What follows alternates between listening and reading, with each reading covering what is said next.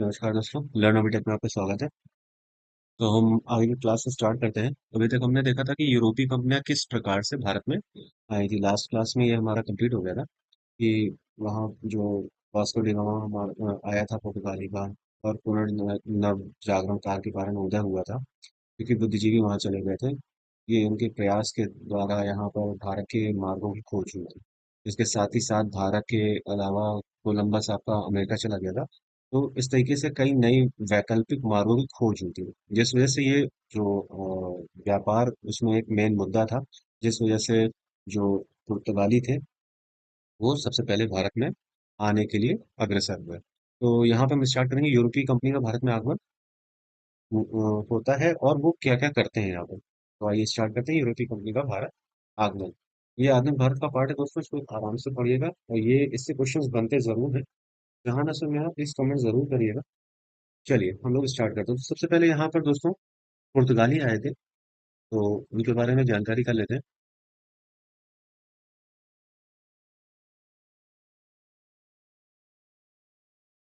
पुर्तगाली कंपनी का भारत में जो आगमन होता है इसकी क्या पृष्ठभूमि है। पुर्तगाली कंपनी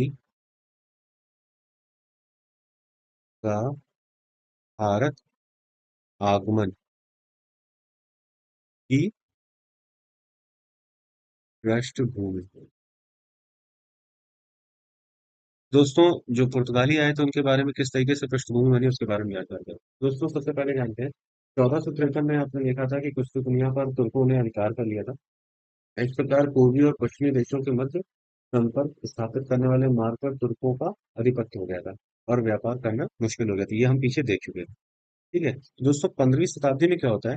15वीं शताब्दी के दौरान जो जहाज वगैरह का निर्माण होता है वो एक चरम पर पहुंच जाता है। जहाज निर्माण हो गया, जो नौ परिवहन विज्ञान है उसमें कई सारी प्रगति हो जाती है।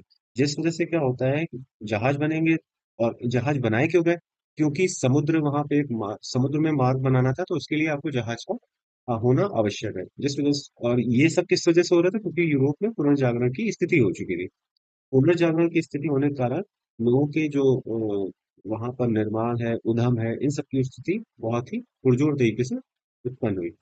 तो आइए हम लोग जानते हैं। 15वीं सदी के दौरान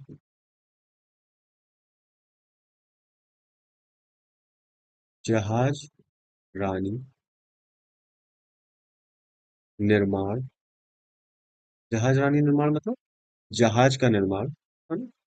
और जो नौ परिवहन थे, यानी नौका परिवहन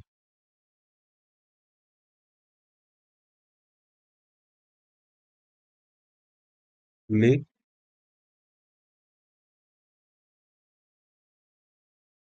प्रगति हुई। ठीक है दोस्तों, जहाज इन सब में प्रगति होने की वजह से क्या हुआ। एक मिनट, पहले इसको ठीक कर लो थोड़ा। दोस्तों आप लोगों को कहीं दिक्कत हो तो जरूर मुझे बताइएगा। मैं इसको यहाँ से हटा देता हूँ।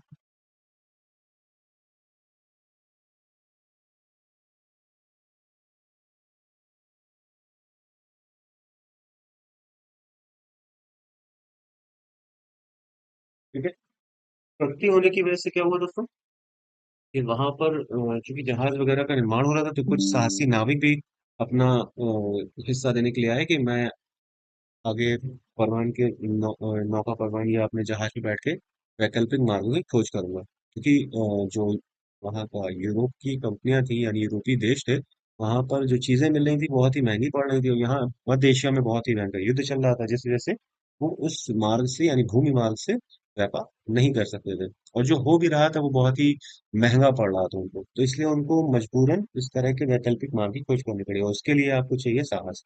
तो उन्होंने कुछ नाविक थे, आपने पिछले पढ़ा हुआ था कि कोलंबस हो गया और वास्को डी गामा हो गया, इन्होंने आगे एक आपका बार्थोलोमेव था डियाज, जिसने इन तीनों लोगों ने मिलकर खोज वैकल्पिक मार्गों की खोज की और अलग अलग जाने के लिए अग्रसर हुए। तो यहाँ पर इसी तरह से जो यूरोप, ये हुआ क्यों, क्योंकि यहाँ पर यूरोप में यूरोप में पुनर्जागरण की स्थिति उत्पन्न हो गई।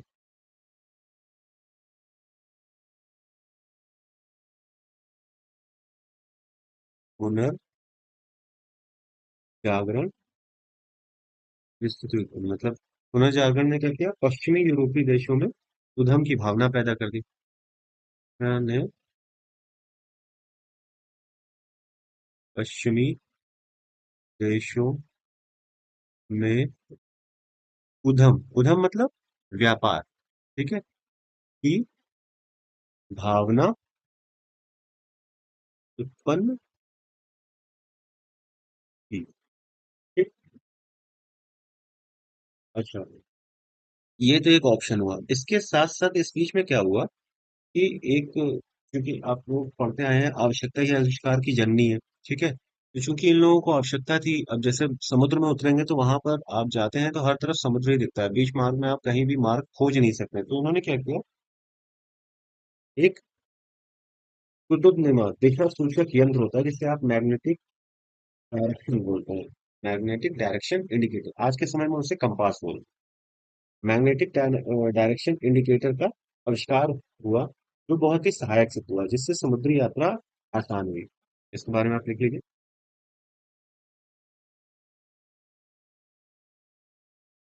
कुतुब नुमा यानी कि दिशा सूचक यंत्र, इसको आप इंग्लिश में बोलते हो magnetic direction indicator. Magnetic direction indicator, ठीक है, का आविष्कार हुआ।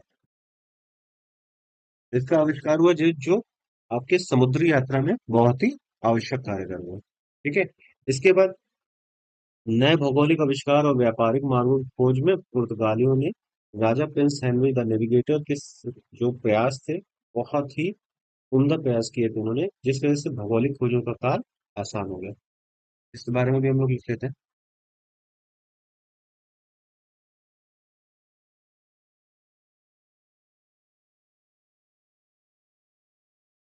पुर्तगाली राजा प्रिंस हेनरी, प्रिंस हेनरी, इसे द नेविगेटर, द नेविगेटर इन्हें इसलिए कहा जाता है क्योंकि इन्होंने कई मार्गों की खोज की थी, इसलिए इसे द नेविगेटर भी बोला जाता है। के प्रयासों से भौगोलिक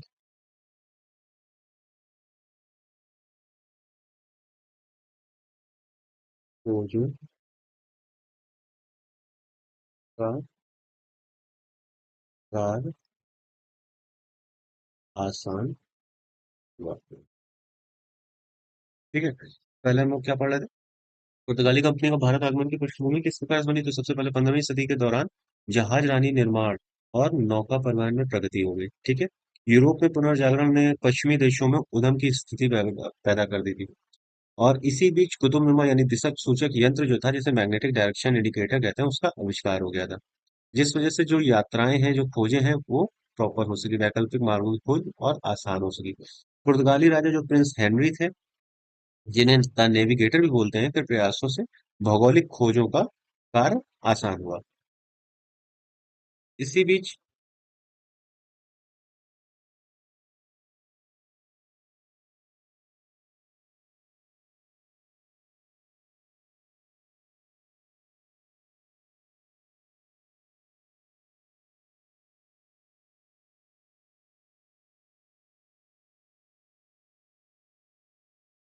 पुर्तगाल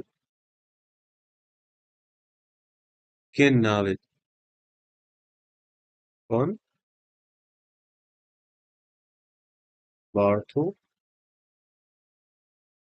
लोम्यो, बार्थोलोम्यो डियाज, बार्थोलोम्यो डियाज द्वारा कब? 1487 में किसी खोज की गई? केप ऑफ, ये मैं आपको पहले ही बता चुका हूँ लेकिन मैं यहाँ पे लिखवा दे रहा हूँ, केप ऑफ गुड होप की खोज हुई। इसी तरह से स्पेन के नाविक क्रिस्टोफर कोलंबस, क्रिस्टोफर कोलंबस द्वारा 1494 में किसकी खोज हुई? यूएसए। आज उस समय अमेरिका बोलते हैं, अमेरिका। ठीक है। तीसरा, फिर पुर्तगाली के Vasco D gamma, Vasco D gamma द्वारा क्या हुआ? इसने क्या किया? केप ऑफ गुड होप तक तो जा ही चुके थे, केप ऑफ गुड होप के भी ये आगे गया और इसने, हाँ, केप ऑफ गुड होप की जो है चक्कर काट के ये आगे बढ़ा और इसने क्या किया? 1498 में भारत के, भारत की खोज की, यानी कि भारत तक पहुंचने के वैकल्पिक, यहाँ हम बोलते हैं Cape of Good Hope, USA यानी अमेरिका और भारत। तो ऐसा नहीं है कि ये देश पहले नहीं थे इनकी खोज करने से पहले, ये सारे देश अपनी जगह पहले से ही व्यवस्थित थे, बस इन्होंने क्या किया है, क्रिस्टोफर कोलंबस और वास्को डिगामा बार्थोलोमेओ डियाज ने अपने देश से वहां तक, यानी भारत, यूएसए और केप ऑफ गुड होप तक के वैकल्पिक मार्गों की खोज की थी। ठीक है दोस्तों, जितना हमने पढ़ लिया ये चीजें आपको क्लियर हो गई होगी। पुर्तगाली राजा प्रिंस हेनरी ने द नेविगेटर के प्रयासों से भौगोलिक खोजों का कार्य आसान हुआ, जिसमें क्या पहला काम हुआ? पुर्तगाली के नाविक जो थे बार्थोलोमेओ डियाज 1487 में केप ऑफ गुड होप की खोज की। स्पेन के नाविक क्रिस्टोफर कोलंबस ने 1494 में यूएसए यानी अमेरिका की खोज की। पुर्तगाली के वास्को डिगामा ने 1498 में भारत, भारत में ये कहाँ होता था? कटा। ठीक है। अभी हम आगे ये सब चीजें पढ़ेंगे, इतना आप लोगों को समझ में आ गया होगा।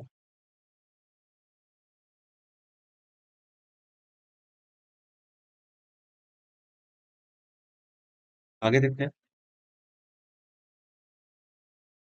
अब हम लोग देखते हैं यूरोपीय में सर्वप्रथम पुर्तगाली भारत आए थे। ठीक है, जो उत्तर उत्तर महासागर अंतर्द्वीप का चक्कर काटते हुए आगे बढ़े थे, जो कि अभी हमने ये वास्को डी गामा के बारे में पढ़ लिया।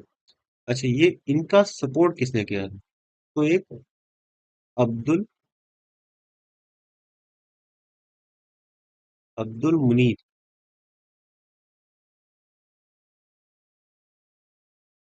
अब्दुल मुनीर, ये अब्दुल मुनीर नामक एक गुजराती व्यक्ति था, एक गुजराती व्यक्ति जिसे हम पथ प्रदर्शक के नाम से जानते हैं, कि मैं पूरा लिख दे रहा हूँ, सहायता से कब आया था?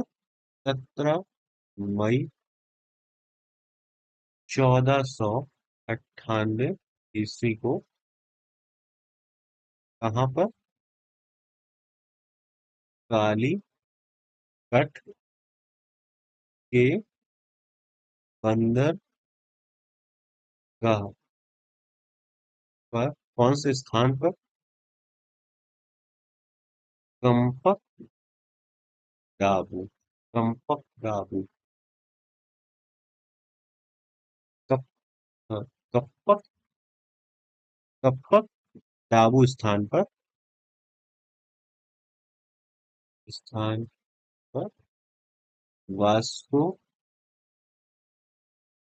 डी गामा ने अपना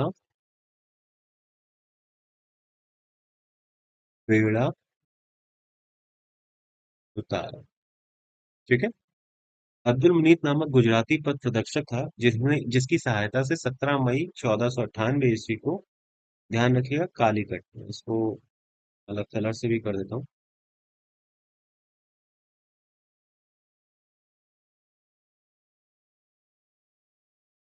एक तो इसका नाम ध्यान रखिएगा, अब्दुल मुनीर, और एक ये कालीकट। ये बंदरगाह और किस स्थान पर? कप्पक डाबू स्थान पर। कौन उतरा था? Vasco D gamma. ठीक है। 17 मई 1498। ठीक है दोस्तों। अब्दुल मुनीर पथ प्रदर्शक था, जो कि एक गुजराती पथ प्रदर्शक था। 17 मई 1498 को कालीकट के बंदरगाह पर कप्पक डाबू स्थान पर वास्को डी गामा ने अपना बेड़ा उतारा। ठीक। आगे बढ़ते हैं।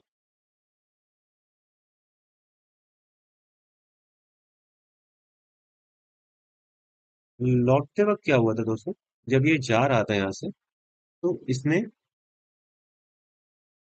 जो वस्तुएं वहां से ली थी, मतलब भारत से जब यूरोप गया, तो इसने यहाँ से जो सामान लिया था, जो भी सामान यहाँ से लिया था, व्यापारिक वस्तुएं प्राप्त की थी, उसका इसे लगभग लगभग 60 गुना से अधिक मुनाफा प्राप्त हुआ है। जिससे ये, इसको एक चीज तो समझ में आ गई कि जो इसको अभी तक वहाँ पैसे, जो चीजें मिल रही थी यूरोपीय देशों को, अ, इस्तांबुल होते हुए, वो बहुत ही महंगे दामों पे मिल रही थी।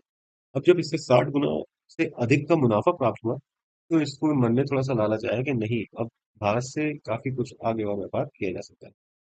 ठीक है। तो इसने क्या किया, पुर्तगाल की राजधानी लिस्बन, जब ये सारा सामान इस तरीके से सामान लेके गया, तो वहां पर पुर्तगाल की एक राजधानी थी लिस्बन जिसे, वो कुछ समय के लिए यूरोपीय व्यापार का एक केंद्र बन गई, क्योंकि यहाँ से ये सामान लेके जाता था, वहां बेचता था। तो अब जब यहाँ से सारा सामान लेके एक जगह बेचने लगोगे, किसी भी मार्केट में, अब जब वो हर एक तरह का सामान मिलेगा और ठीक ठाक जो वहां मिल रहा है, इस्तांबुल में जिन दामों में मिल रहा था, मान लो 100 रुपये वहां मिल रहा था, यहाँ पे 50 या 70 रुपए में भी मिला, और ये जो 70 रुपए में भी बेच रहा है, ये लेके आया 10 रुपए में, यानी कि पूरा पूरा 60 रुपए का मार्जिन इसको मिल रहा है।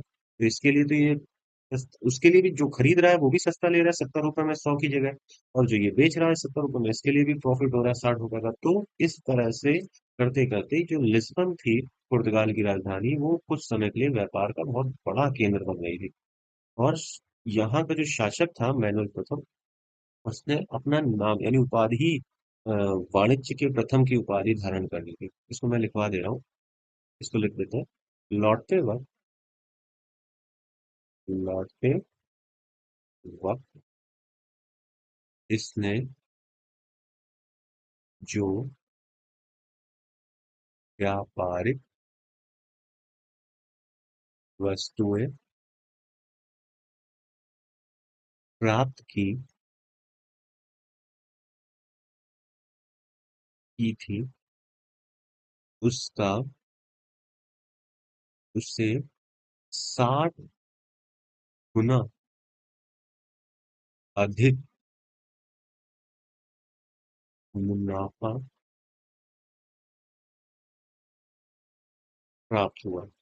60 गुना से अधिक मुनाफा प्राप्त हुआ, जिससे जो पुर्तगाल की राजधानी थी, पुर्तगाल की राजधानी लिस्बन, कुछ समय के लिए व्यापार का केंद्र बन गई।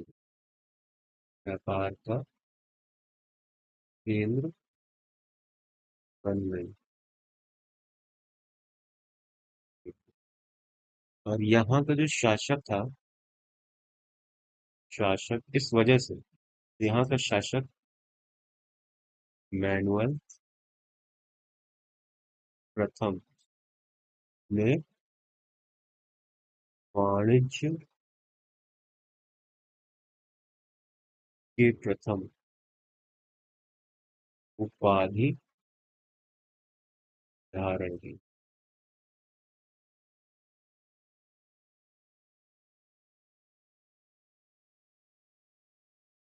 ठीक है दोस्तों। ये जो राजा था मैनुअल प्रथम, इसने वाणिज्य के प्रथम उपाधि धारण की थी। तो जब ये लौटते समय आया था, 60 गुना से अधिक इसको प्रॉफिट हुआ था, जो कि जो पुर्तगाल की राजधानी लिस्बन थी, उस समय के लिए व्यापार व्यापार का केंद्र बन गई। आगे देखते हैं।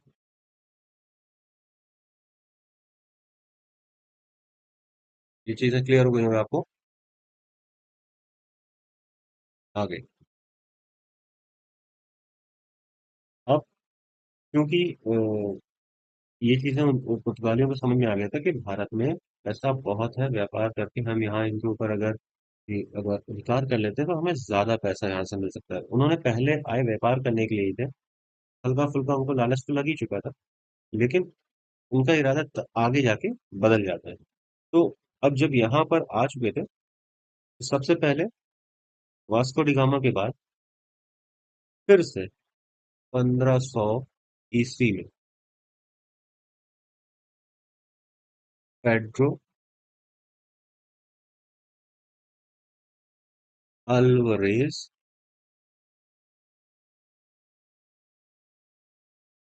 केब्रल के नेतृत्व में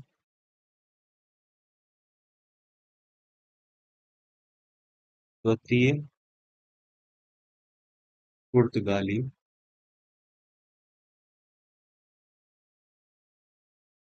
अभियान कालीकट पहुंचा।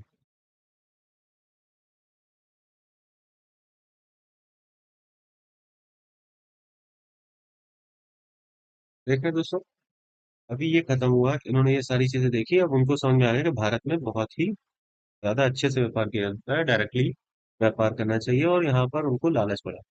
1500 ईस्वी में अल्वारेस कैब्रल के नेतृत्व में द्वितीय पुर्तगाली अभियान फिर से कालीकट पहुंचा। क्यों? व्यापार के लिए। यहाँ पर हमें सस्ते दामों में अच्छी चीजें मिल रही हैं, जिसका मुनाफा भी कई गुना अधिक मिल रहा है, इसलिए वो यहाँ पर। अब क्या हुआ दोस्तों, ये सारी चीजें होने लगी। अब इन्होंने क्या किया, यहाँ पे एक राजा हुआ करता था जिसका नाम था जमोरिन। वो शासक था यहाँ पर, इसी कालीकट एरिया के जहाँ पे ये लोग उतरे। अब इन्होंने क्या किया दोस्तों, इन्होंने, क्योंकि अरबी जहाज वहां से आया जाया करते थे और उनका एक प्रभुत्व भी था, तो इन लोगों ने क्या किया पुर्तगालियों ने कि, और ये जमोरिन जो था ये थोड़ा शासक था लेकिन बहुत ज्यादा मजबूत शासक नहीं था। अरबियों से थोड़ा सा डरा रहता था। तो उन पुर्तगालियों ने क्या किया कि जो अरबियों का जहाज था उसको पकड़कर इसको तोहफे में दे दिया। जिस वजह से ये बहुत ही खुश हो गया। अब खुश होने की वजह से इसने क्या किया, इसने स्वीकृति दे दी कि जाइए आप। पुर्तगालियों ने कहा कि हमें यहाँ फैक्ट्री लगाने की इजाजत दीजिए। उसी के लिए इन्होंने क्या किया था, ये फैक्ट्री उपहार में दे दी थी, मतलब जो जहाज था जो अरबियों का, वो उपहार में दे दिया था। इन्होंने कहा जमरून ने कि हाँ आप जाइए इसमें अपनी फैक्ट्री लगा सकते हैं। तो कोचीन में सबसे पहली फैक्ट्री 1503 में लगी थी। के बारे में जानकारी ले लेते हैं। ठीक है, 1503 में पुर्तगालियों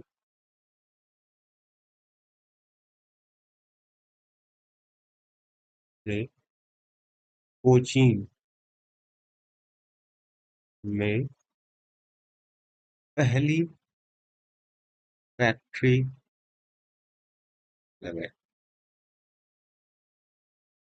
ठीक है दोस्तों, जमूरिन इतना खुश हो गया उससे, ये अरबियों से भी कोई बहुत तेज तर्रार बंदे आ गए हैं और वो इनसे जीत जाएंगे। इस वजह से पुर्तगालियों को उन्होंने परमिशन दे दी, जाइए आप फैक्ट्री लगा सकते हैं। 1503 में पहली फैक्ट्री यहाँ पर पुर्तगालियों की स्थापित हो गई। अब क्या हुआ, जब फैक्ट्री स्थापित हो गई तो उन्होंने व्यापार तो करना ही था, इसके साथ साथ उन्हें यहाँ पर क्या करना था, अधिकार भी करना था। तो उन्होंने 1505 में क्या किया, 1505 ईस्वी में उन्होंने यहाँ पर अपना एक पुर्तगाली गवर्नर भेज दिया। नाम क्या था उसका, 1505 में फ्रांसिस्को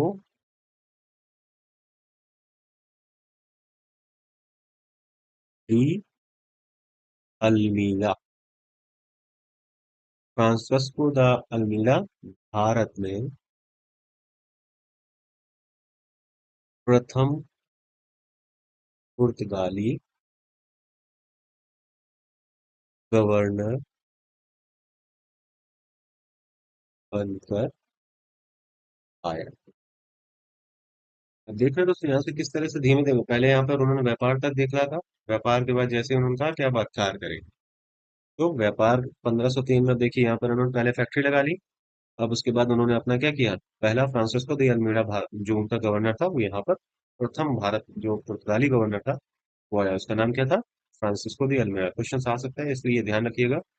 किस सन में कौन आया, 1503 में पहली कोचीन में पुर्तगालियों की फैक्ट्री लगी थी, और 1505 में फ्रांसिस्को de अल्मीड़ा भारत आया, जो कि पुर्तगालियों का पहला गवर्नर था। ठीक है। इसने क्या किया था, इसने ब्लू वाटर पॉलिसी, इस एक समुद्र नीति थी, सामुद्रिक नीति, इसको चलाया था। अभी हम लोग इसके बारे में बात करेंगे, ब्लू वाटर पॉलिसी है क्या, और इसको बहुत ही अच्छा मानता है। ब्लू वाटर पॉलिसी को बहुत अच्छा मानता है क्योंकि, अच्छा, ब्लू वाटर पॉलिसी में होता क्या था, इसके पास आर्म जहाज होते थे। तो नॉर्मली ऐसे बता रहा हूँ, आगे बताऊंगा इसको। आर्म जहाज होते थे, आर्म जहाज मतलब जिसमें तोप लगी रहती थी। और जो ये लोग चलते थे तो उसमें बीच में कहीं समुद्री डाकू भी मिल सकते थे, कितने मिल सकते थे। तो ये क्या करते थे कि जो अपने तोपे लगी होती थी उससे उड़ा देते थे। इसमें जो नीति चालू की थी ब्लू वाटर पॉलिसी, उसमें क्या होता था, टैक्स देना होता था। अगर आप टैक्स नहीं देते तो आपका जहाज रोक लिया जाए। इस टाइप का इन्होंने एक समुद्रिक नीति बना रखी थी, और इनको ये नीति बहुत ही ज्यादा पसंद थी। ये इसको मानते थे कि ये बहुत ही अच्छी नीति है। तो ये कहीं ना कहीं इनकी पतन का भी कुछ ना कुछ कारण। अब आइए देखते हैं, तो इसके बारे में हम लोग जान लेते हैं, लिख लेते हैं यहाँ पे। इसने क्या किया था, ने blue water policy, blue water policy को अधिक महत्व दिया, को अधिक महत्व दिया। ये उसकी क्या थी, एक सामुद्रिक नीति थी। ठीक। इसके बाद क्या किया, अल्मीड़ा ने क्या किया, अल्मीड़ा को 1508 ईस्वी में जब इसने ये सारी चीजें करने लगा, तो अब चूंकि अभी आप देख चुके थे यहाँ पर, मैंने बताया था आपको कि कोचीन में फैक्ट्री जब लग रही थी उससे पहले क्या किया था इन्होंने, जब इन्होंने को एक जहाज गिफ्ट किया था, किसका, अरबियों का। अब अरबी भी गुस्से में हो गए। उन्होंने क्या किया, वो समझ गए कि हमसे बड़ा वाला कोई आ गया। जब कोई शेर आ जाता है तो इसको मारने के लिए सवा शेर बनना पड़ता है। सवा शेर आप कैसे बनोगे, कईयों को मिला के बनो या अपनी ताकत बढ़ा के बनो। अपनी ताकत या तो कईयों को मिला लोगे तब बढ़ सकती है, या तो खुद आप अपने में बहुत अव्वल बनो। ठीक है, तो इन्होंने क्या किया, गुजरात, मिस्र और तुर्की, इन तीनों ने मिलकर क्या किया, जो संयुक्त बेड़े थे मुस्लिम नौसेना के, उन्होंने अल्मीड़ा पर 1508 में हमला बोल दिया। अब अल्मीड़ा इसमें क्या हुआ, पराजित हो गया, और इसने पलटवार फिर से किया 1509 में, और इन सबको एक साथ पराजित कर दिया। इस वजह से क्या हुआ, इसका एक प्रभुत्व स्थापित हो गया एशिया में। इसको हम लोग लिख लेते हैं। 1508 में क्या हुआ, 1508 ईस्वी में, 1508 ईस्वी में क्या हुआ, अल्मीड़ा,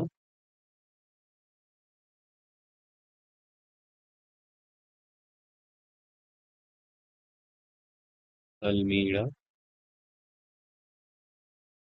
को किसने, संयुक्त मुस्लिम नौसैनिक बेड़े, नौसैनिक बेड़े,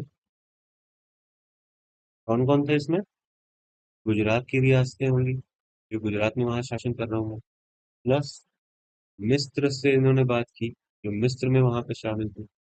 इसके अलावा तुर्की।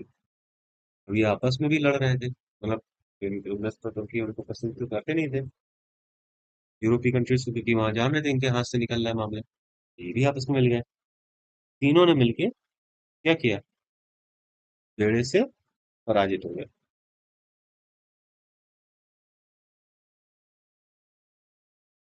हो गया। ठीक। देखिए, इसी के बाद क्या हुआ, 1509 ईस्वी में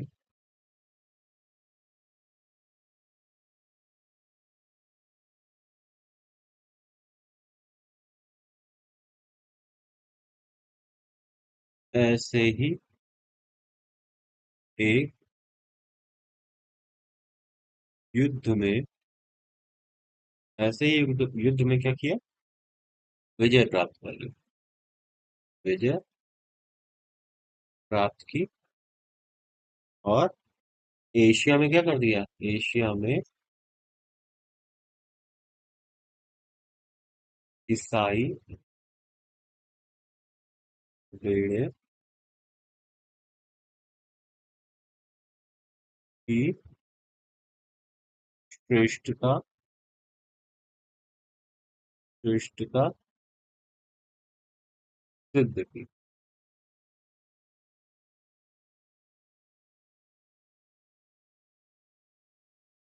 अल्मीड़ा 1509 तक भारत में रहा है। अब दोस्तों क्या हुआ, हमने यहाँ पे देख लिया था, फैक्ट्री लगा दी, फ्रांस को गवर्नर बन गया था। अब इसने ब्लू वाटर नीति भी चलाई थी, ठीक है। इसके बाद क्या किया इसने, 1508 में अल्मीड़ा को संयुक्त मुस्लिम नौसैनिक बेड़े जो गुजरात, मिस्र और तुर्की के तीनों लोगों की जो फौज थी मिलकर इन्होंने क्या किया, इसको हरा दिया। लेकिन ये हार नहीं माना। 1500 में ये फिर आया। इसने ऐसे ही एक युद्ध में विजय प्राप्त की और एशिया में ईसाई बेड़े की श्रेष्ठता सिद्ध कर दी, अपना प्रभुत्व स्थापित कर दिया। और ये कब तक भारत में रहा, 1509 ईस्वी तक भारत में।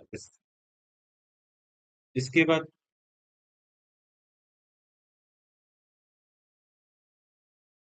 ये दोस्तों नोट सुनाते रहना।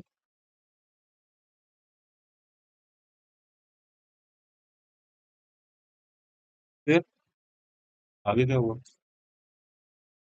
अब अल्मीड़ा जब चला गया तो इसके बाद नया कौन आया, अल्बुकर्क। ये कब आया था, 1500 1509 ईस्वी में अल्बुकर्क ये गवर्नर बन गया है। नया गवर्नर कौन बन के आया, अल्बुकर्क। ठीक है, दोस्तों ये याद रखिएगा क्योंकि ये पूछा जाता है, गवर्नर। ठीक है, अगला गवर्नर कौन बना, अल्बुकर्क, जो 1509 में आया। इसने क्या किया, इसने भारत में पोर्तुगीज शक्ति का वास्तविक संस्थापक माना था। इसे वास्तविक संस्थापक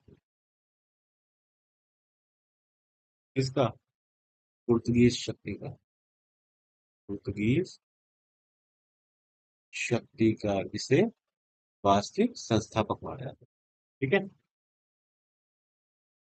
और इसने मुख्यालय कहाँ बनाया, इसने अपना मुख्यालय बनाया था, वो कहाँ बनाया था, कोचीन में। ठीक है, आपको ध्यान होगा पहले इनकी जो फैक्ट्री लगी थी वो कहाँ लगी थी, कोचीन में ही लगी थी, इसलिए इन्होंने ये देखिए, ठीक है, 1503 ईस्वी में पुर्तगालियों ने कोचीन में पहली फैक्ट्री लगा दी, इसीलिए इसने अपना पहले जो मुख्यालय बनाया वही कोचीन में। ठीक है, इसके बाद आगे क्या हुआ, 1510 में 1510 में इससे क्या हुआ, अल्बुकर्क ने बीजापुर के जो आदिल शाह सुल्तान है उससे गोवा जीत लिया। में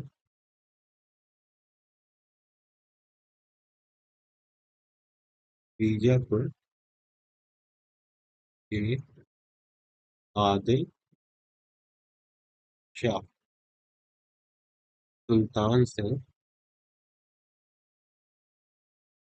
गोवा जीत लिया।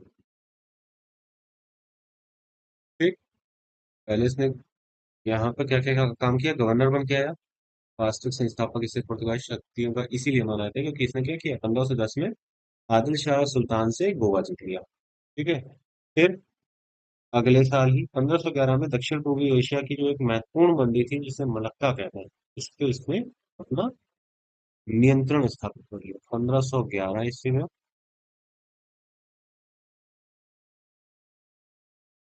दक्षिण पूर्वी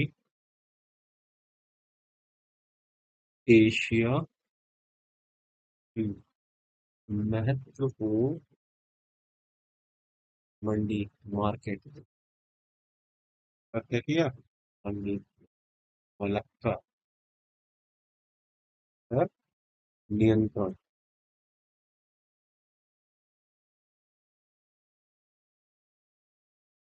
नियंत्रण प्राप्त किया। ठीक। इन्हीं कारणों से इसे कहते हैं वास्तविक संस्थापन। फिर क्या हुआ? पारस की खाड़ी के मुहाने पर यह स्थित था, हरमुस। हाँ, 1515 में इसको अधिकार कर लिया। नेक्स्ट क्या था? 1515 ईस्वी में क्या किया? पारस की खाड़ी, भारत की खाड़ी के मुहाने पर स्थित हरमुस, हरमुस पर अधिकार। 1515 में इसने क्या किया? फारस की खाड़ी के मुहाने पर एक हरमुस था, उस पर अधिकार कर लिया। अब इसने एक और आदेश पारित किया, क्योंकि यहाँ पर जो पुर्तगाली थे उनकी संख्या तो सीमित थी। इन्होंने क्या, इसने एक चीज बोली कि यहाँ जो भारतीय स्त्रियां हैं उनसे विवाह करो और इनसे अपनी आबादी बढ़ाओ, क्योंकि वहां से तो ये यहाँ लाके सबको ला नहीं सकता। इसने एक आदेश दिया था, ये इसका आदेश फेमस है। ध्यान रखिएगा, अगर क्वेश्चन आता है कि ऐसा कौन सा गवर्नर था पुर्तगालियों में जिसने ये आदेश दिया था कि भारतीय स्त्रियों से विवाह करो, तो वो अल्बुकर्क था। इसको लिख लीजिए।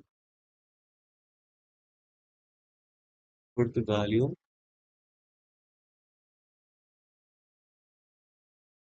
की आबादी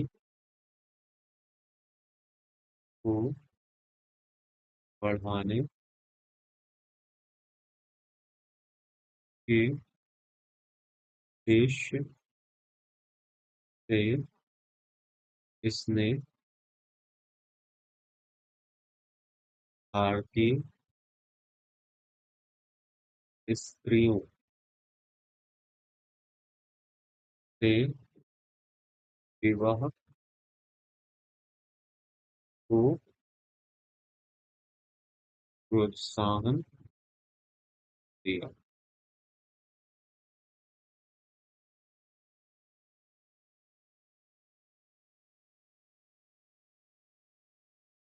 अब इसने क्या किया? आगे इसने क्या किया? 1518 में, 1518 ईस्वी में कोलंबो और मलक्का में कारखाने स्थापित किए।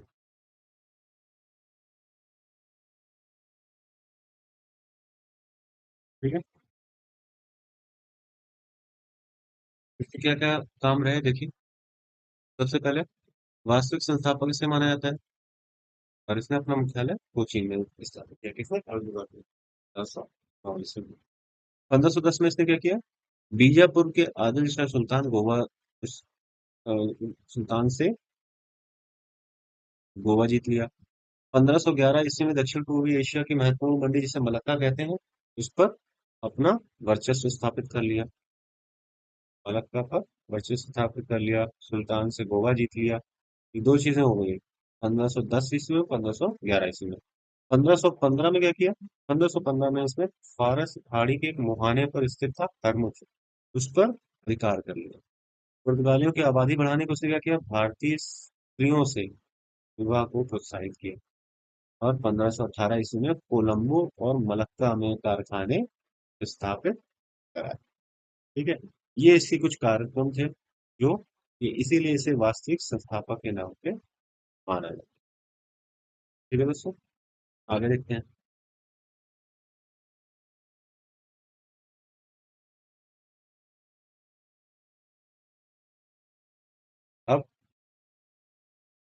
नया आता है। नया कौन होता है? अब आता है नीनो डी कुन्हा। ये एक नया भारत पुर्तगाली गवर्नर। इसको लिख लेते हैं हम। Nuno da Cunha. कब आया ये? 1529। ठीक। इसने क्या क्या किया? इसको पुर्तगालियों ने भेजा 1529 में।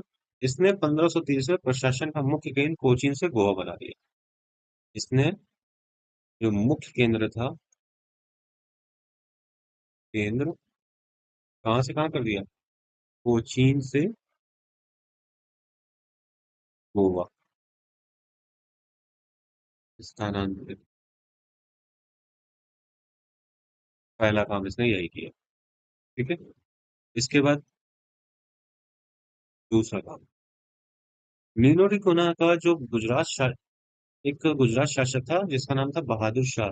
उससे झगड़ा हो गया। झगड़ा होने में क्या हुआ था? इस झगड़े में बहादुर शाह क्या हुआ, समुद्र में डूबकर मृत्यु हो गई। और ऐसा कुछ माना जाता है कि जो नीनो की कुन्हा था, इसकी भी मृत्यु वहीं पर डूब के हो जाती है।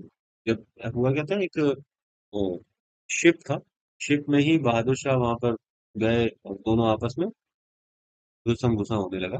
दोनों आपस में भिड़ने लगे। दोनों भिड़ने पर बहादुर शाह का तो वहीं पर डूब के मृत्यु हो जाती है। इसके बारे में बताया जाता है कि इसकी मृत्यु उसी में होगी। इसको आप चाहो तो लिख लो।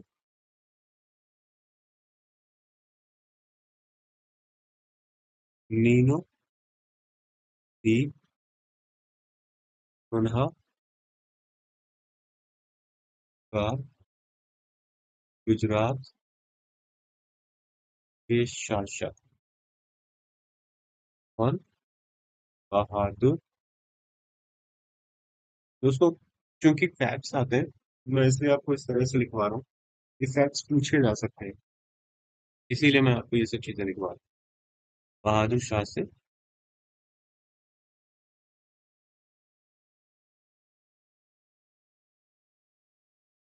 झगड़ा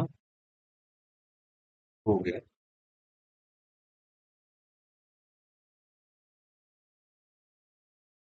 इस झगड़े में बहादुर शाह की समुद्र में डूब कर मृत्यु हो गई। माना जाता है, माना जाता है यही तीनों की पुनः की मृत्यु भी इसी में हुई। ठीक है। नॉर्मल ये चूंकि एक फैक्ट था, मैंने लिखवा दिया। मे भी आपको क्वेश्चन बन जाए तो आप इसमें बता सकते हैं। ठीक है। इस तरह नीलोडी कोना ने क्या किया था, सैन थोमा मद्रास, ये था बंगाल, दीव था काठियावाड़ में पुर्तगाली वस्तुओं की स्थापना की थी। इसको आप चौथा लिख लो, इंपॉर्टेंट है। कहाँ कहाँ पर पुर्तगाली बस्ती, कहाँ कहाँ पर? पहला सैन थोमा, ये कहाँ है? मद्रास। दूसरा हुगली। हुगली मतलब बंगाल। तीसरा दीव। ये कहाँ था? काठियावाड़। ठीक है। पुर्तगाली बस्तियों की स्थापना कराई। ठीक है। आगे चलते हैं।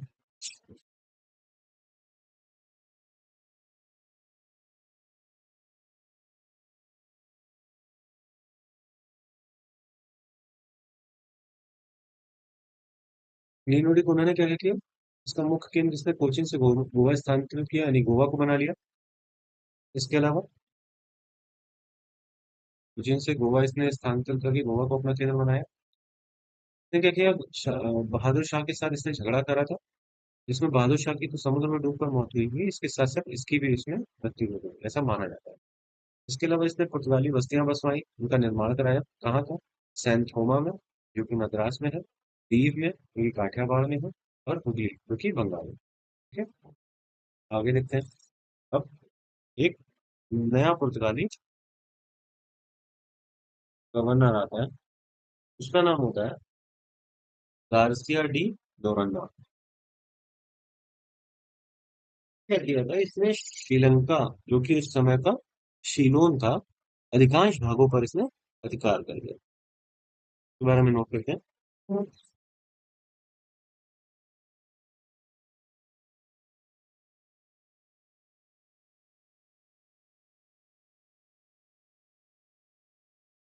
देखिए ना,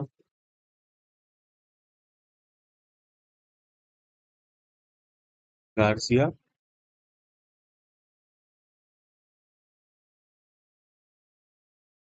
गार्सिया डी लोरना। कब आया था ये? 1538 में। इसने क्या किया था? इसने सीलोन, शीलोन, यानी कि वर्तमान श्रीलंका के अधिकांश भागों पर अधिकांश भागों पर अधिकार कर लिया। ठीक है।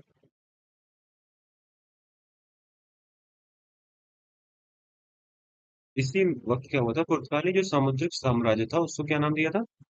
इसको भी लिख लीजिए। पुर्तगाली सामुद्रिक साम्राज्य। ये दोस्तों फैक्ट है, इसको जरूर पढ़ लीजिएगा। एस दादो एस दादो द इंडिया। एस दादो द इंडिया नाम दिया गया। एस दादो द इंडिया। ठीक है। इसके अलावा ये किस लिए फेमस थे? अपनी पुर्तगाली किस लिए फेमस थे? अपनी कॉर्टेज आर्मेडा काफिला व्यवस्था द्वारा इन्होंने क्या किया? एशियाई व्यापार पर गहरा प्रभाव छोड़ा। अपनी कार्टेज आर्मेडा व्यवस्था।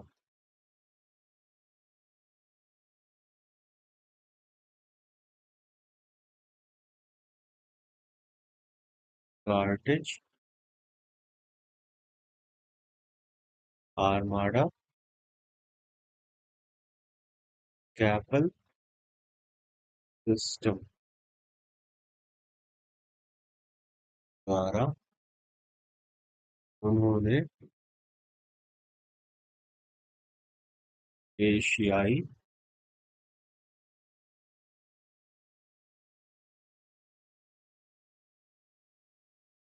व्यापार पर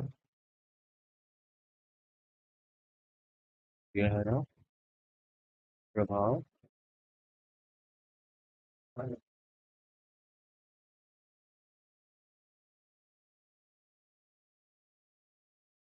पुर्तगाली क्या अपने आप को कहते थे? पुर्तगाली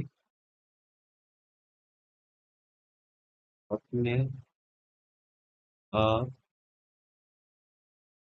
को सागर के स्वामी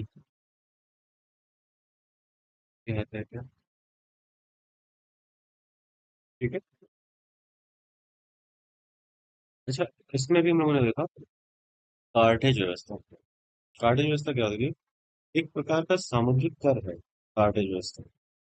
यदि भारत का कोई भी जहाज समुद्र के माध्यम से व्यापार करना चाहता है तो उसे पुर्तगीज कंपनी को टैक्स देना होता था। नहीं तो जहाज को पुर्तगीज जो सशस्त्र जहाज थे, वो यानी आर्मेडा, वो उसे डुबो देता था। आर्मेडा क्या था? पुर्तगालियों का एक सशस्त्र जहाज तोप लगा हुआ था, मैंने आपको पहले बताया था। आर्मेडा का मतलब क्या है? यहाँ जो आर्मेडा है, इसका मतलब क्या है? इसका मतलब है जो पुर्तगालियों को सशस्त्र जहाज का तोप लगा हुआ, उसे आर्मेडा बोलते हैं। और कार्टेज व्यवस्था क्या है? कार्टेज व्यवस्था वही है कि जो भी समुद्री जहाज समुद्र से निकलते थे, उन्हें वो व्यवस्था यानी वो कर देना होता था। अगर नहीं देते हैं तो जहाज उनका डुबो दिया जाता है।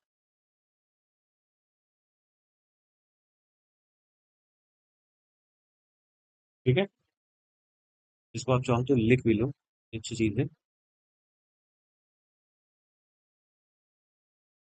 कार्टेज व्यवस्था।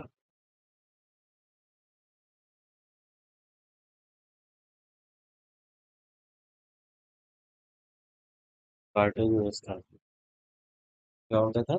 एक प्रकार का कर है। एक प्रकार का कर है। ठीक है। कार्टेज व्यवस्था जो क्या होता था? भारत जो भी जहाज होते थे, उन्हें कार्टेज का एक प्रकार का कर है जो भारत के कोई भी जहाज अगर कर रहा है, समुद्र से व्यापार कर रहा होता था, तो मैं लिख देता हूँ। भारत का कोई भी जहाज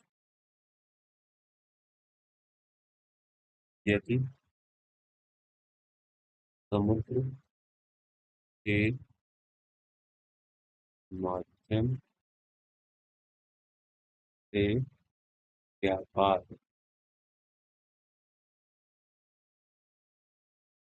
करता है तो उसे कर चुकाना पड़ता है। ठीक है। ये वही कार्टेज व्यवस्था। अगर ऐसा नहीं करते हैं, कर न चुकाने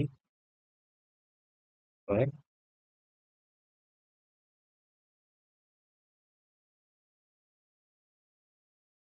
पुर्तगाली सशस्त्र जहाज द्वारा का जहाज डुबो दिया।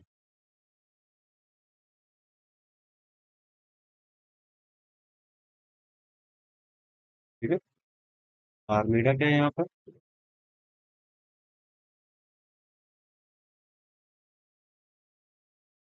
आर्मीडा यहाँ पर पुर्तगालियों का सशस्त्र जहाज है, तोप लगा हुआ है।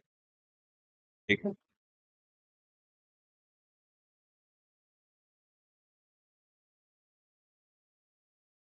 ठीक है।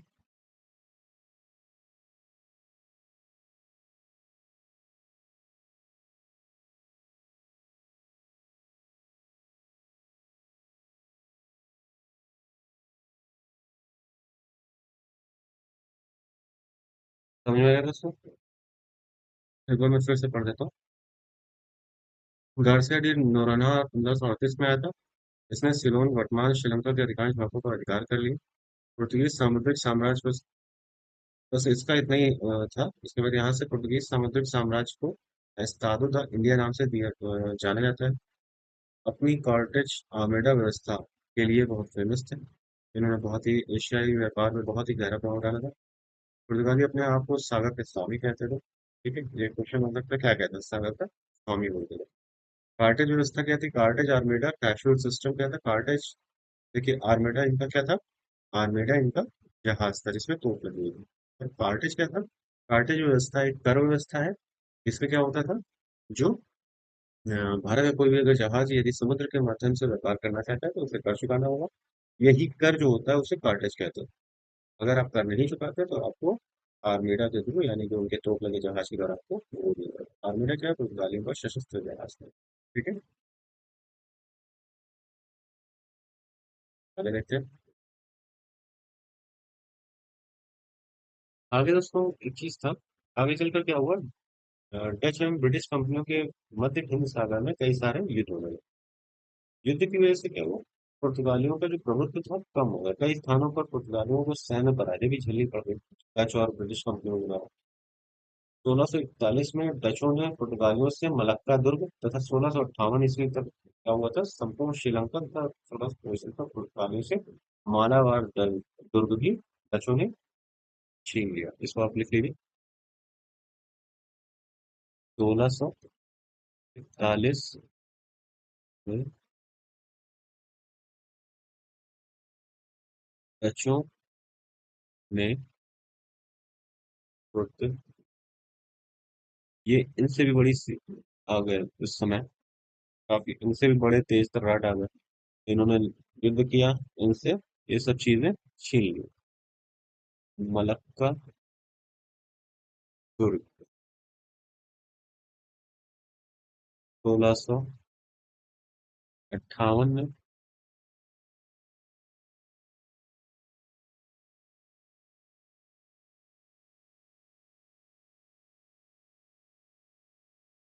1658 ईस्वी में,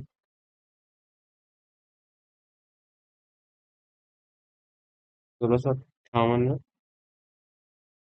संपूर्ण श्रीलंका,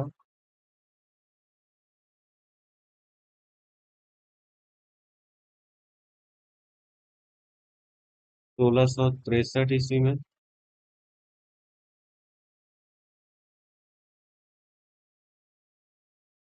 पुर्तगालियों से मालाबारी दुर्ग, मालाबारी दुर्ग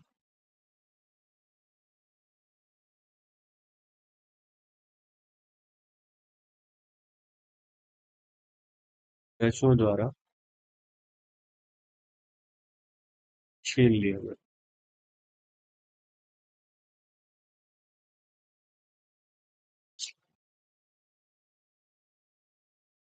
इनके क्या ऐसी रीजन थी, इनकी हार के रीजन क्या थे वो देखते हैं हम लोग।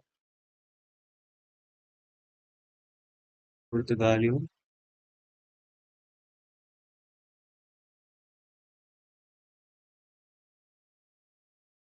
की पराजय के कारण। ठीक है, सबसे पहला कारण जो था धार्मिक दृष्टिकोण था। ये धार्मिक दृष्टिकोण से बहुत ही असहिष्णु थे।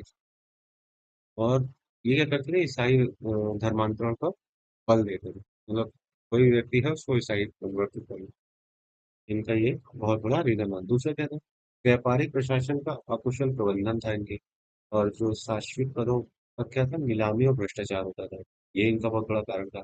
दूसरा क्या था, ब्राजील की खोज के उपरांत क्या हुआ कि जो पुर्तगाली गतिविधियां थी उनका केंद्र पूर्वी क्षेत्र से हटकर पश्चिमी क्षेत्र हो गया। ये तीन इनके ऐसे कारण थे जो इनके पराजय के बहुत बड़े कारण। तो लिख लेते हैं। पहला क्या था,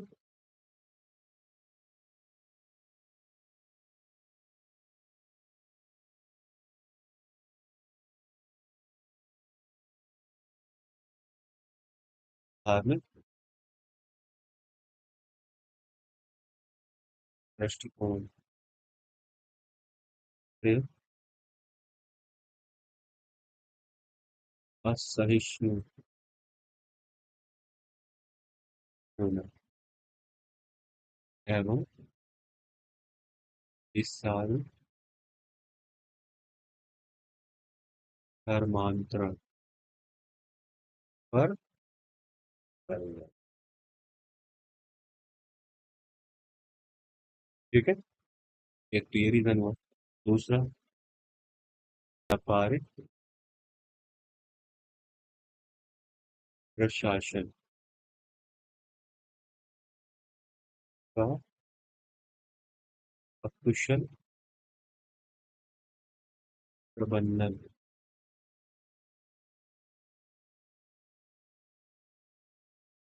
राजकीय पदों की नीलामी। भ्रष्टाचार। तीसरा, ब्राजील की खोज के उपरांत पुर्तगाली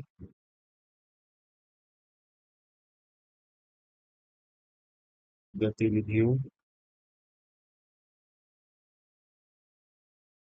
का केंद्र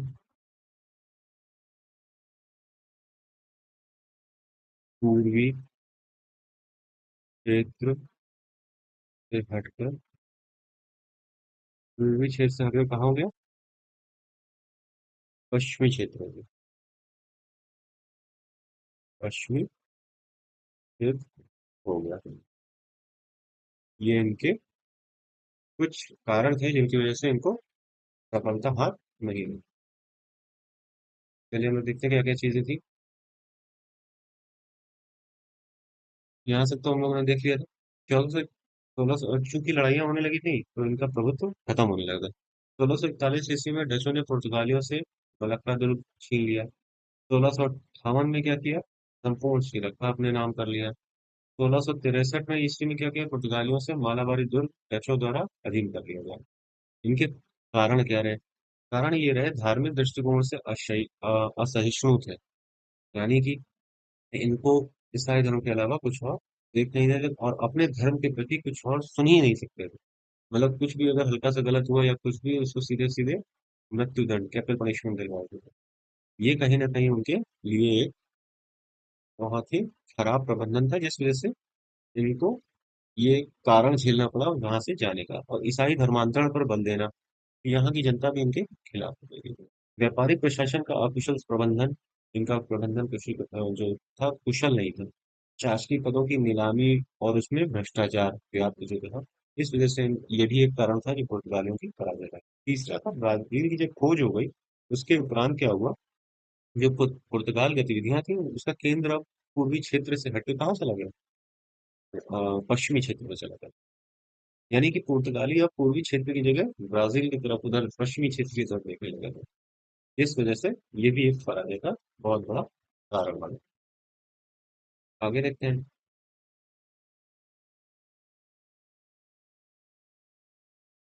ये तो कारण हो गया। अब इनके प्रभाव क्या? मतलब पुर्तगाली अगर यहाँ पे आए थे तो उन्होंने भारत में आगमन के क्या क्या प्रभाव देखा था, इसके बारे में जानकारी करते हैं। दूसरे जब ये आए, इन्होंने क्या किया? इसके पहले प्रभाव के हम लोग लिखे थे। पुर्तगालियों के भारत आगमन का प्रभाव। क्या प्रभाव हुए? तो पहला, 1560 ईस्वी में गोवा में ईसाई धर्म न्यायालय, ईसाई धर्म न्यायालय, इंस्टीट्यूशंस ऑफ इंस्टीट्यूशन ऑफ इंक्विशन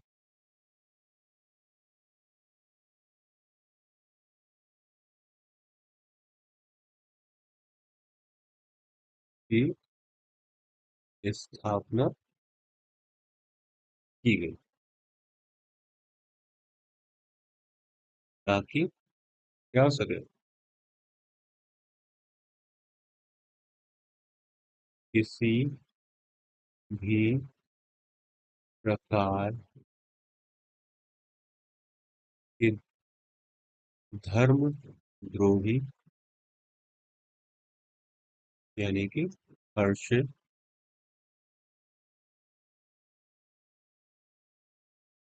को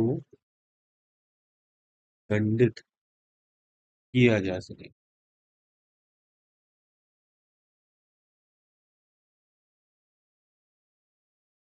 पहला। दूसरा क्या था? इसी तरह से 1542 ईस्वी में क्या किया? पुर्तगाली गवर्नर, पुर्तगाली governor Martin D'Souza, Martin D'Souza के साथ संत फ्रांसिस जेवियर भारत भारत आया। के साथ संत फ्रांसिस जेवियर भारत आया।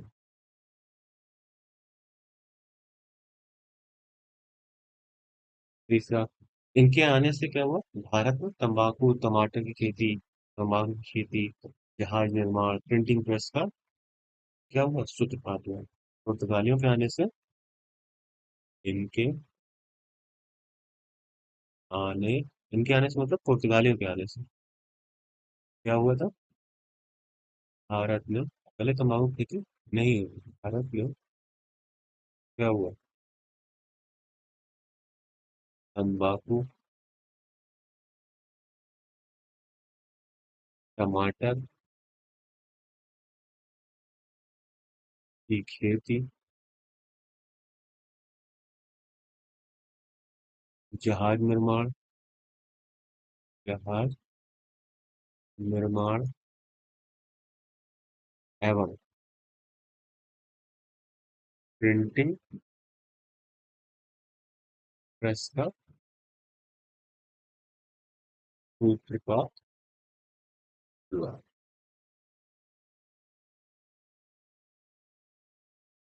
ठीक है। इसके अलावा पुर्तगालियों के साथ भारत में गोथिक स्थापत्य कला दृष्टिगत हुई। पुर्तगालियों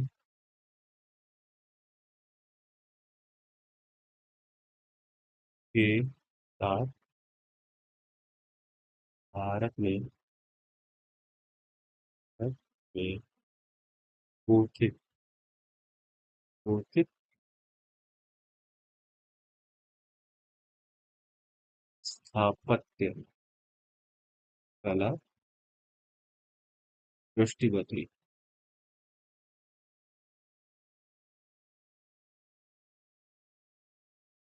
एग्जाम्पल के लिए सेंट जेवियर चर्च।